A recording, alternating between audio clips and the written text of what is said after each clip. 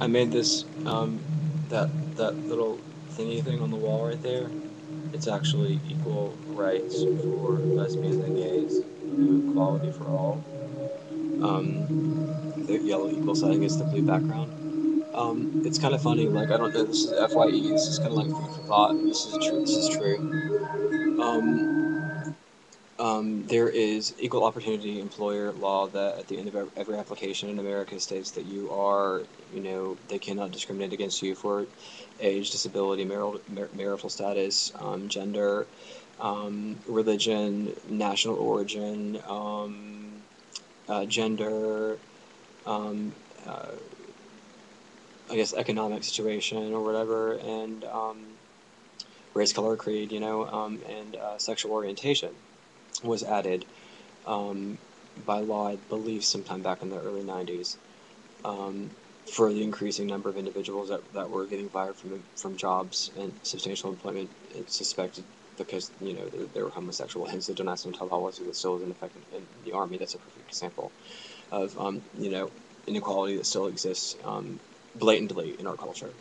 Um, but what I really found disheartening is I did some research in my previous apartment, and that same addendum that should be at the end of every application that states precisely what your rights are as the potential applicant or potential tenant. Um, there in the clause at the very end, right before you sign the lease, it says we cannot discriminate against you for these reasons, and it's age, disability, marital status, religion, national origin, race, gender. Um, Disability, all that kind of stuff. And the only thing that's missing is sexual orientation. So I called Congress, and I called the mayor, and I called everyone in power that I possibly could in the state of Tennessee and elsewhere as well. I called Memphis, I called Atlanta, I called Knoxville. I called places, all, of the major cities here in Tennessee, that would, consider themselves to be places of political power. And ask them honestly and truthfully, is this the reality? And they said, yeah, that's really what's up. They can evict you just because of the sheer fact that you're gay. And in any housing situation, I mean, look, if you rent from a regular tenant, if you rent from an apartment complex, if you are in a boarding home, like there is no law protecting you from being evicted just because of that fact. So I found that very disturbing. I'm not really sure if there are very many Tennesseans that are aware of that, and even more so if they're even a majority that would even actually care. I'm sure there are tons and tons of people who'd be rejoicing in that fact. Yeah, when I found that out, I was really scared. So I wanted to protect myself. What can I do in order to not get evicted, and without seeming like I'm complaining about this being a problem, and no, I'm being discriminated against. And it really sucks to have to present yourself as being a victim, but it sucks even more when you actually are a victim. And it's hard to actually find that line where you're allowed to, you're allowed to take on that title and that role and that label as being a person who's being taken advantage of, a person who is a victim. Um, it doesn't mean that you're weak. It just means that you're aware. Like, this is the reality of it.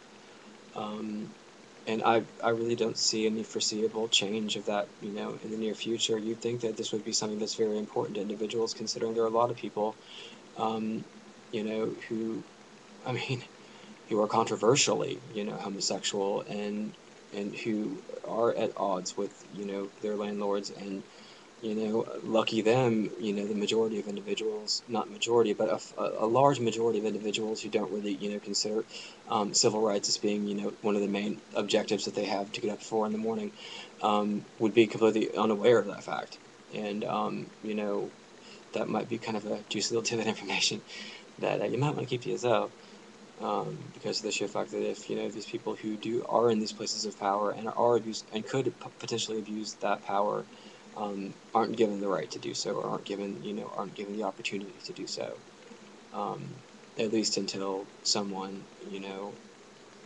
with their finger on the button, some magical, some magical, courthouse in the sky will change that, for Tennesseans, because I myself, am petrified. You know what I mean?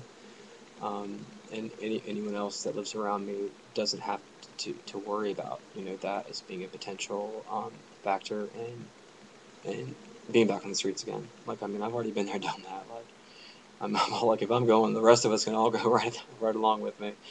You know, as far as I'm concerned.